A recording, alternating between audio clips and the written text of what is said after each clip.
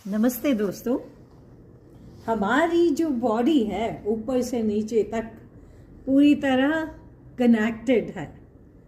जब हम पैरों पर मसाज करते हैं उस फील को हम अपने ब्रेन तक, अपनी जीभ तक महसूस कर सकते हैं। ओके, मतलब मसाज यहाँ कर रहे हैं और जीभ में या ब्रेन में हम उसको महसूस कर सकते हैं। ऐसा हम चेक भी कर सकते हैं। कैसे कि अगर हम अपने तलवों पर करेले की मसाज करें तो हम इसको जीभ में कड़वाहट आने लगेगी कुछ देर में। तो उसी तरह से अगर हम ब्रेन की एक्सरसाइजेज करते हैं तो वो हम ब्रेन से थोड़ी करते हैं, हम हमारे हाथ पैरों से करते हैं। तो जब हम हमारे हाथ पैरों से मूवमेंट करते हैं तो हम हमारे ब्रेन को एक्सरसाइज देते हैं, स्ट्रॉन्ग करते हैं।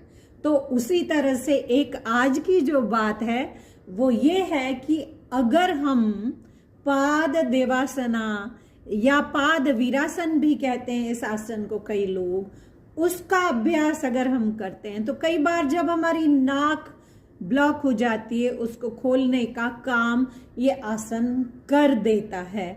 तो आज इस आसन के बारे में जानना है हमें, पाद देवासना या पाद वीरासना जो भी कहें। और इस आसन को करने के लिए हमें पहले तो वज्रासन में बैठना है। सो वज्रासन में बैठते ही, वज्रासन एक बहुत ही महत्वपूर्ण आसन है। सो इसमें जब हम बैठे तो बैठने के बाद इस आसन को मैंने आपको पहले प्रीवियस वीडियोस में बताया, तो जाकर देखिएगा कि अगर इस आसन को आप अचीव नहीं कर पाते हैं तो इसको कैसे अचीव करना है। ओके, मैं देखूंगी, लिंक दे दूंगी, तो आप उस वीडियो को जरूर जाकर देखिएगा अगर आप ये आसन अचीव नहीं कर पाते हैं। और नहीं अचीव कर पाते हैं तो आप सुखासन में भी बैठ करके और इसका अभ्यास करिएगा।